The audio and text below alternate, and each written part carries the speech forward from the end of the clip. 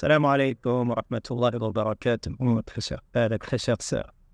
Nous sommes à la fin de l'année. Pour certains, quand on dit fin d'année, on pense à la fin de l'année scolaire, les examens qui s'en viennent, etc., l'été.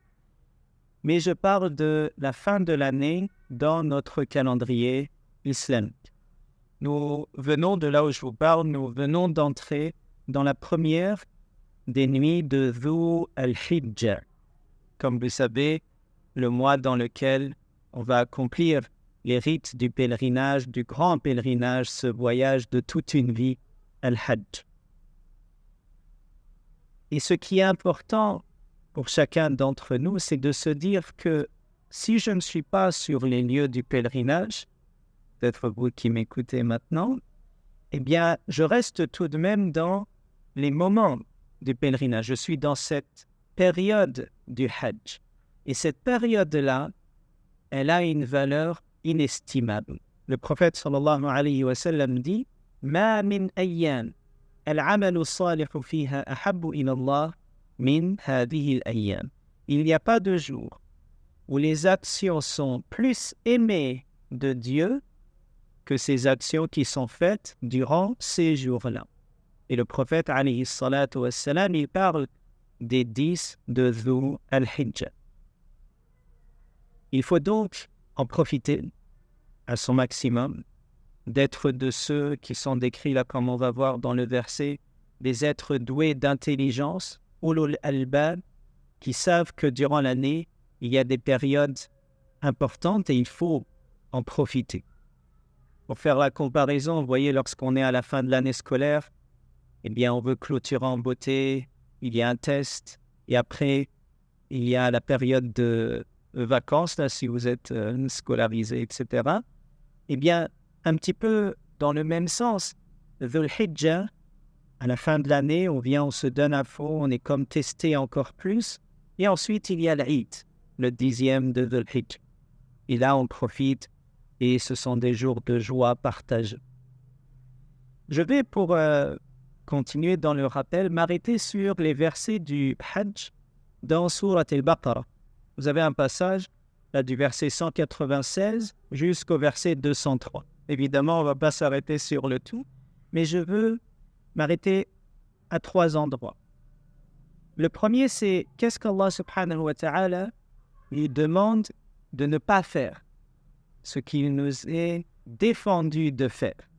Et le message, s'il s'adresse aux pèlerins, à ceux qui sont sur les lieux du pèlerinage et dans l'état, vous savez, de sacralisation, l'ihram, eh bien, nous sommes aussi concernés du fait que nous sommes dans la période du pèlerinage, comme on a dit tout à l'heure, à un niveau autre, mais quand même, le message, il s'adresse à nous. Allah subhanahu wa ta'ala dit « Al-Hajju ashhurun ma'lumat » Le pèlerinage se fait durant des mois bien connus. فَمَنْ فَرَضَ فِيهِنَّ الْحَجْجَ فَلَا رَفَثَ وَلَا فُسُوقَ وَلَا جِدَالَ فِي الْحَجِّ. 3 interdits qui sont mentionnés. Al-Rafath, c'est tout ce qui tend vers la sexualité, la libido.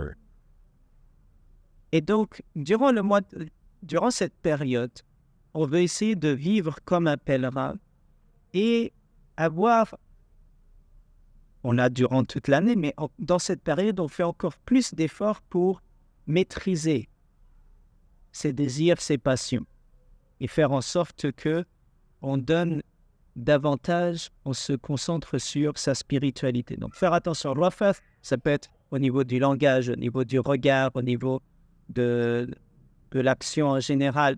Et donc, encore une fois, faire attention à cela parce que ça peut rabaisser un être humain s'il aurait pu tendre vers des degrés d'élévation comme un ange, il peut se rabaisser à des niveaux bestiaux. Ensuite, la fusouq.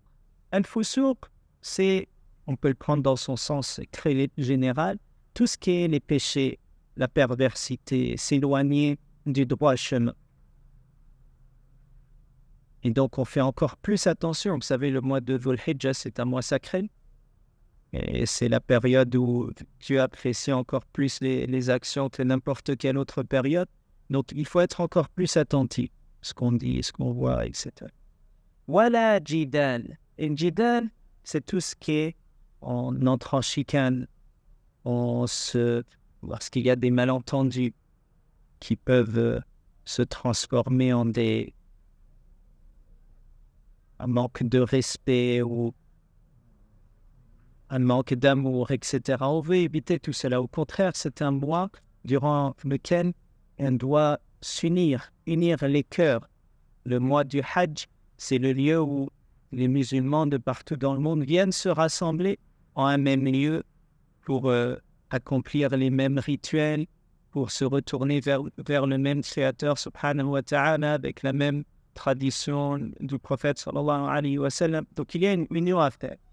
Et pour illustrer le propos, il y a un savant qui s'appelle Yunus al-Sadafi, rahimahullah, al-Misri d'Égypte. Il a rencontré l'imam al-Shafi'i, Mohammed ibn Idris al-Shafi'i. Et il dit « Ma ra'aytu a'qala min al-Shafi'i » Je n'ai vu personne plus intelligent, plus raisonnable que al-Shafi'i.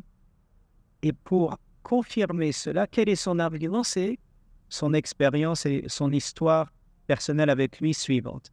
Il dit, nous avons débattu sur une question de savoir et puis ensuite chacun a fait son chemin.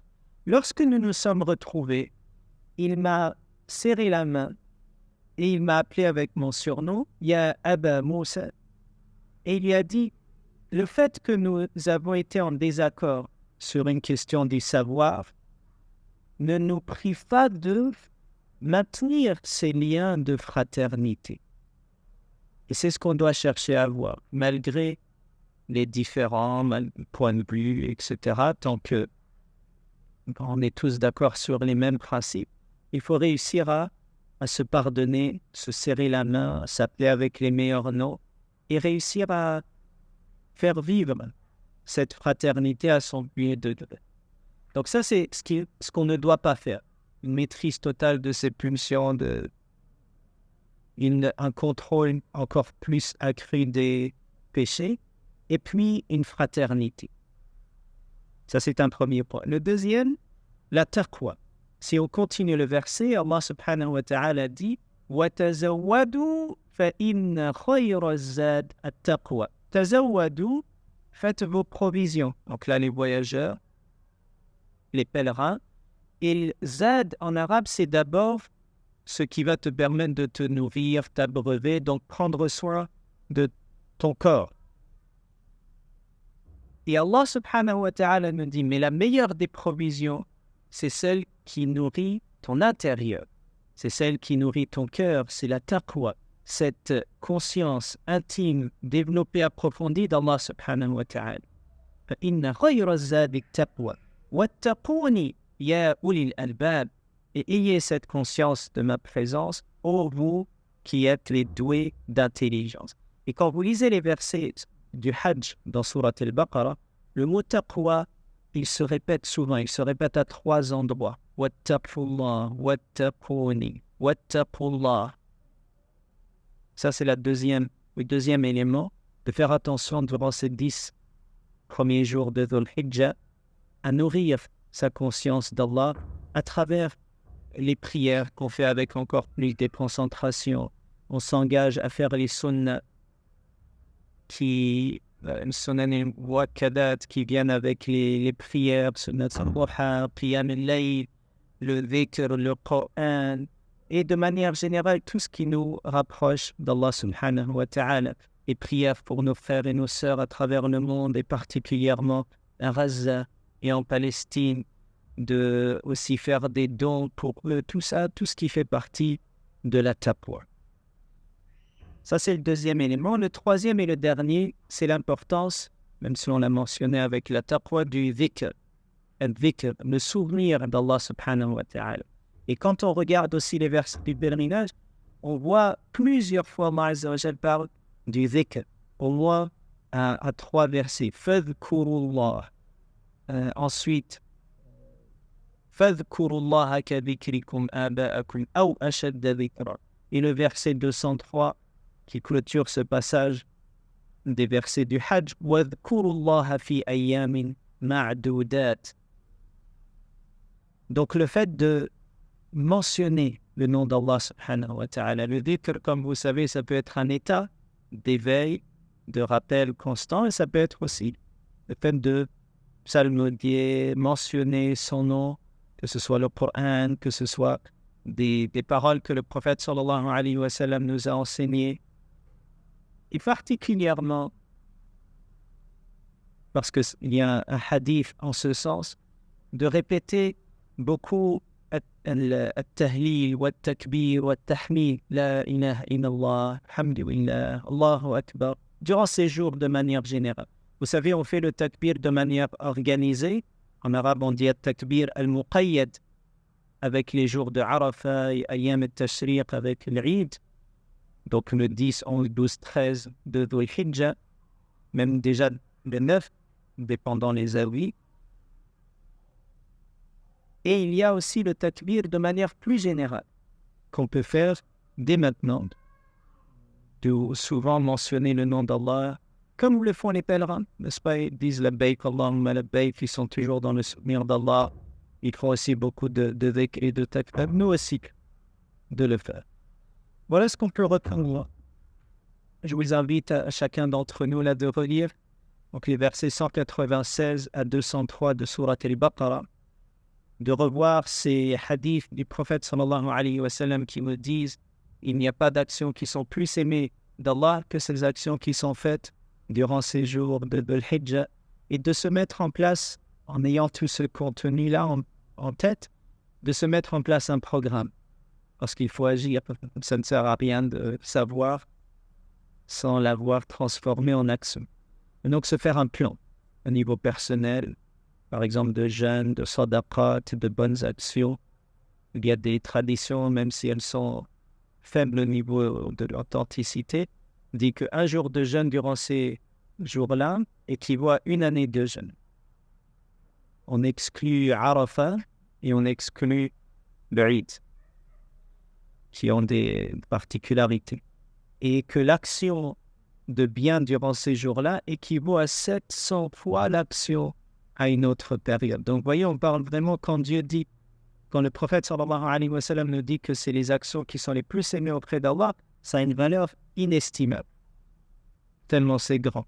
Donc, on se fait un plan au niveau des adorations, du culte personnel, au niveau de la famille, qu'est-ce qu'on peut faire ensemble, au niveau de la Ummah, de penser encore et toujours à nos frères et nos sœurs à travers le monde, de ne jamais les oublier, de garder espoir, de transmettre cet espoir, de savoir que malgré tout, on sait que la victoire et la justice viendra, et de participer et de faire en sorte que nous soyons de ceux qui s'engagent et qui, comme ça,